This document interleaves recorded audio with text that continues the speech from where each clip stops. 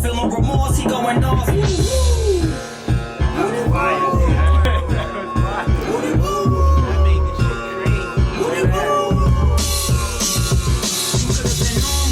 To the flex. What's good? My name is St. Hill. From Brooklyn, New York. Flatbush, you know what I mean? That's where I reside. Yo, I'm RQ from Flatbush, New York. Feel the force, feeling remorse, he going off.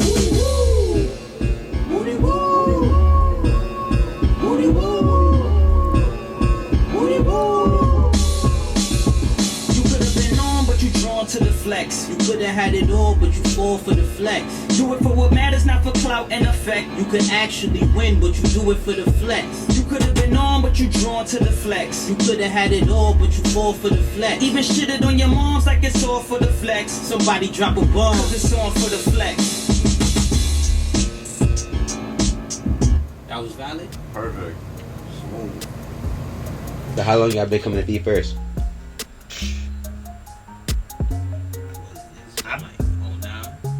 So, I've been coming to Feet First, I want to say, at least, what feels like 10 years. I actually first started coming to Feet First because of Mark Q. So, Yeah, Mark Q is one of, I think at this point Mark Q is the only person that has been working, I've been working with, he's been working with me since before Feet First Studios was in Tribeca, and Feet First Studios was my bedroom studio, like the couch, you know, where artists would sit while I was working was was my bed, and my closet was the vocal booth in Queens, in Astoria, Queens. And I think I know, yeah, Mark Q is the only person who's, you know, we're still working. He's the only one who was at that Astoria, Queens studio, quote studio. Was that like 07, 09? Feel a force, feeling remorse, he going off. Woody woo. Woody woo. Woody woo. You could have been on, but you drawn to the flex. Do it for my matters, not for clout and effect. You could have been on, but you drawn to the flex. Even shitted on your moms like it's all for the flex. Cause it's on for the flex. That brings me to my next question. How did you hear about Feet First Studio? Because I don't even need to hear Yeah, that. How did you hear about it? So it's like, you know, you young and you want to rap, and when you young, you don't really got no experience, you don't know what you're doing. So I teamed up with this dude named T-Boy, and you know that brings a whole nother story in itself. But I teamed up with this dude named T-Boy, and he was supposed to be my manager or whatever. So, you know, we were on Craigslist just looking for studios. You need a studio. And every single person we hit, it was just like some weird, spooky shit going on. Like, it was like, alright, this Friday, we locked in. Then Friday come, he's like, yo, I gotta do this with my da-da-da. Then, you know, he's like, next Friday is you, alright, smooth. So, you know, next Friday, yo, you know, I forgot that. And then, you know, then the Friday after that, I'm like, oh, nah, we can't do this, bro. Yeah. Like, I'm like, yo, and, you know, we had a lot, I would say, for no funny shit, at least 2 years this was going on. like it really, I was thinking about that recently, because, you know, I'm older now and all of that, but I was thinking, like, yo, it took 2 years to finally, it took 2 years to find somebody that was just reliable, like, you know what I'm saying? And then we found him, and, you know, I locked in. I had to go all the way to Queens, though, but, you know what I mean, like, that's what's up. And, you know what I mean, he was actually there. That's he was actually That's all it took. Being present. Being reliable, and honestly, you know, I wasn't even, I don't think I was good good. I don't think I was as hard working. I wasn't diligent, but you know, like it was the start. You were amazing back then. You know, the way you rapped was so unique. Like what you wrote about and everything. And, Nah, I feel like this cap for the camera. But go ahead. No cap. The I'm not one to cap. Nah, he was saying this just now. Yeah. Before that. Yeah.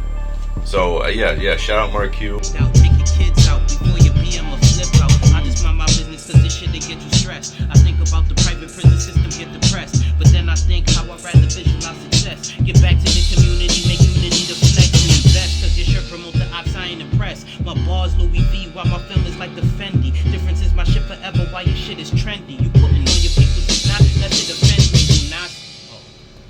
Oh. It's tough.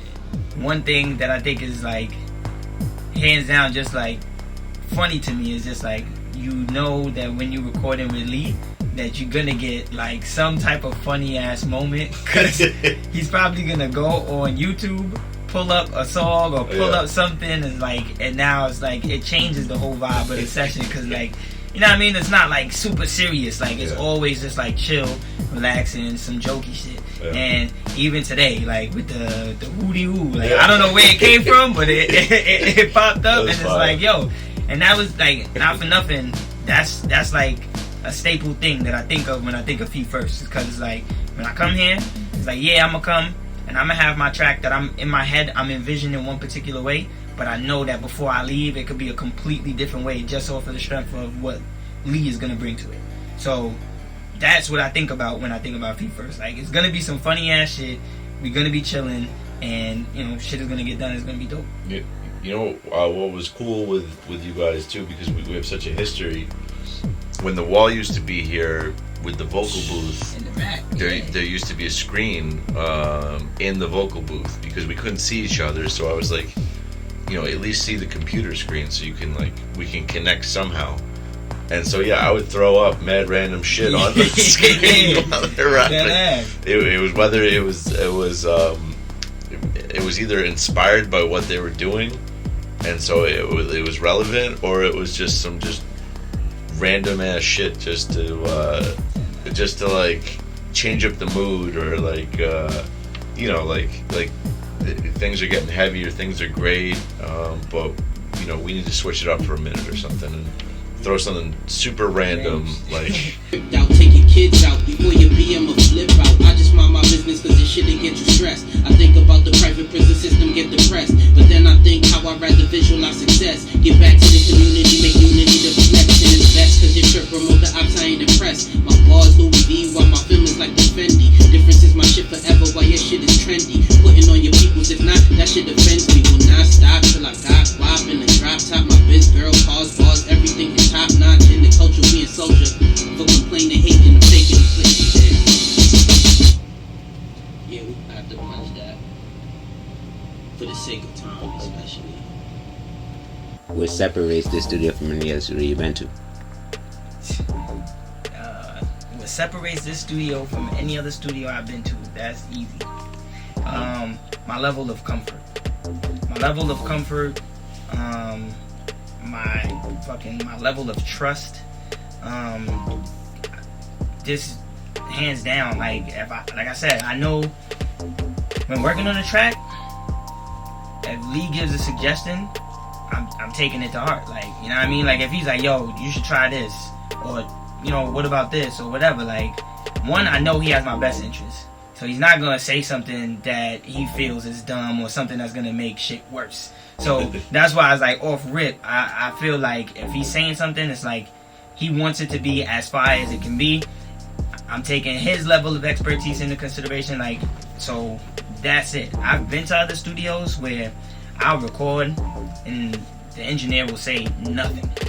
Like, it's just, that's crazy. Yo, to me. it's like, so weird. It's yo. I mean, it's not crazy in the sense of if there's an engineer there that's maybe not getting paid well and is not being treated right by artists or by the maybe if they don't own the studio, by the studio owners. I get it, but if someone like you or you like came into the room and started working on music, I don't know how they couldn't be inspired. Like I like. Yo, it's crazy. Like If you're not inspired, if one of these two guys comes into the room to work on a song, then you're either in the wrong genre of music, or like maybe you shouldn't be an engineer. One of the two, because regardless of pay, like I always appreciated when St. Hill and Mark Q came in for a session. That was like, I was like, oh shit, this is fire. You know, like I said, I spent 2 years looking for this studio. Look, I'm one of the few left, the realest niggas out. Y'all be chasing clout, all that prop money you can't deposit in bank accounts. Niggas be focused on drip, but they pockets facing the fucking drought. No cash coming in, how the fuck is you cashing out? They see me getting the bag, niggas be thinking I'm fitting the brag. Truth is I be trying to school these niggas who ain't making the class. So while you on the gram posting fake flex, I'm getting paychecks. I probably post up with your gray necks. I mean for real, y'all never see me faking it, man. It's money for the taking, I'm staking and raking it. And my band, that's cause I'm authentic, I'm all in it. Got flaws, never lost, Nick Cannon, I'm boss, but hella raw with it. Money talk, so my response, let's kill them all with it. Feel a force, feel no remorse, he going off. and it's also because of how Lee runs it. So it's like, at first you look at it, at least for me, at first it was kind of just like, yeah, that's my studio. You know what I mean? Like I pull up, that's my studio. I go in there, I bang out some tracks, I go home, I go about my business. But then it's like over time, over the months, over the years, it's become way more than that. It's like at this point, it's like if I had anybody that I knew that was looking, because finding a studio is not easy, as he said. It took him 2 years to find it. So it's like I'm glad, I'm fortunate enough to have him recommended to me, because I didn't have to go through that process of having to find a studio. You know what I mean? So it's like for me, if I have friends, you know, shout out to Hoffa Bill. That's another, you know what I mean? That's another dude. Like we recommended him to pull up. So it's like we have friends, you know, certain people that we recommend to come through, and they ended up becoming, you know, long-term clients. You know, to Lee, like, you know, I mean, good people. And then on top of that, like I said, it comes back to how Lee was running it. He threw, like he said, the holiday freestyles. You know, feet first events. So it's like it became more than just a regular, you know, this my studio. Now it's kind of just like, yeah, this our studio. And it's like I ended up meeting a bunch of dope artists just off of the strength of pulling up here. And it's crazy too, cause some of them was like, you would pull up to a session and they're leaving, but you know, you might hear the track playing before they, you know, before this, because they closing up the session or whatever, and it's like, yo, these dudes is dope, or whatever, and vice versa. So now it's like, yo, you end up making like God Life. I met them. Oh yeah. Shout out to God Life. I met them through here. Like there's a bunch I can name. You know what I mean? I ain't gonna throw all the names out or whatever, but I met those guys coming through here and on a holiday freestyle. We all rocking out, and it's like, yo, this is dope. And it's like, yo, we gotta work together, whatever. So it became, again, for the community, it was definitely a dope hub. You know what I mean? And it became bigger than what I initially expected to get out of it. So, I mean, for me, you know, this joint definitely created a community. Like, you know, from the Feet First Fest, like you said, the holiday freestyles, and a lot of people were bubbling out of here, you know, and you got such a diverse amount of people, and it became like an intersection for, like, you know what I mean, you got the street dudes passing through, you got the nerd dudes passing through, and everything in between. So it was kind of like a hub for mad different worlds to somehow connect. You know what I mean? You start finding artists. You start, if you got a service, you could sell it to the other artists. So it was like it definitely created a community. And as you already know, a lot of people, you know, came up out of here. So, you know. Let's do that end part one more time, because the St. Hill just sounds like. Alright. Authentic, I'm all in it. Got flaws, never lost. Nick Cannon, I'm boss, but hella raw with it. Money talk, so my response, let's kill them all with it. Feel the force, feel no remorse. He going off, St. Hill. nah, definitely gonna miss the basement. The basement, like I was saying, it has a lot of memories. I got like a lot of footage, you know, in here when it's, you know, whether it's just little freestyles. I worked on my first mixtape, the whole thing done in here with Lee. You know, though, like he was kind of saying, like the whole progression of my music, passion, and career is here. So it's like with that's a lot. You know what I mean? So I'm definitely gonna miss that. I miss coming in the way you guys set up. Used to have like the Dragon Ball Z characters, Vegeta. You know what I mean? They just popped up all over the place. The posters every year. You know what I mean? So making sure you get in the sign on the wall every year. The new one come up. So it's like I'm on each of these at some point. You know what I mean? So it's like definitely gonna miss this. Like it definitely became, you know, the spot. Like this is it. You know, so. I mean, you know, it's like, I feel like, I don't know, I'm saying the same thing over and over, but you know, this was definitely a development period.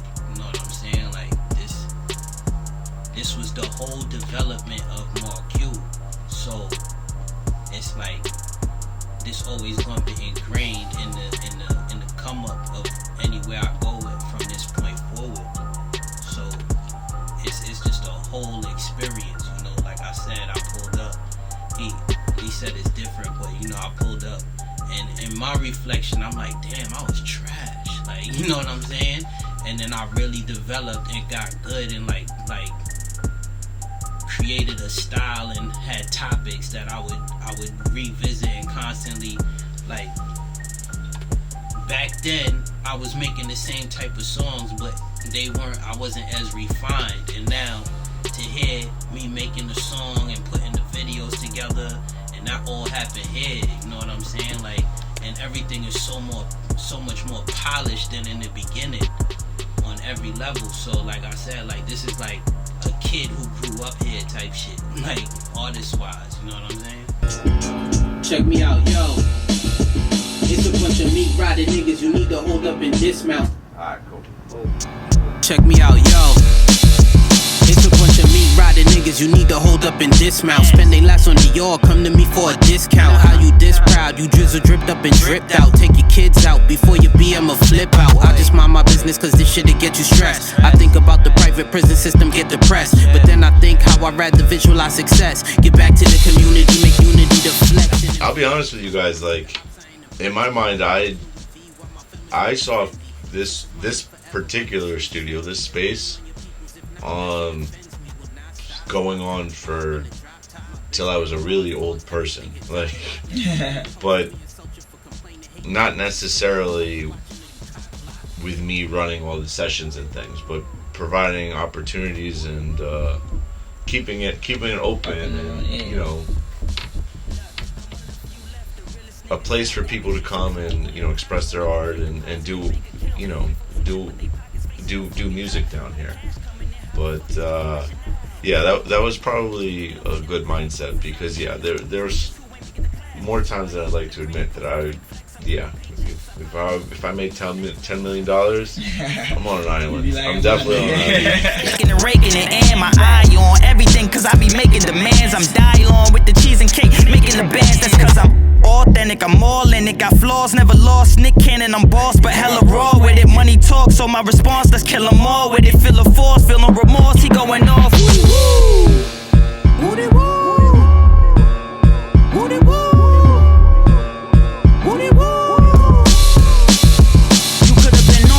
Drawn to the flex. You could've had it all, but you fall for the flex. Do it for what matters, not for clout and effect. You could actually win, but you do it for the flex. You could've been on, but you drawn to the flex. You could've had it all, but you fall for the flex. Even shitted on your moms like it's all for the flex. Somebody drop a bomb, cause it's on for the flex.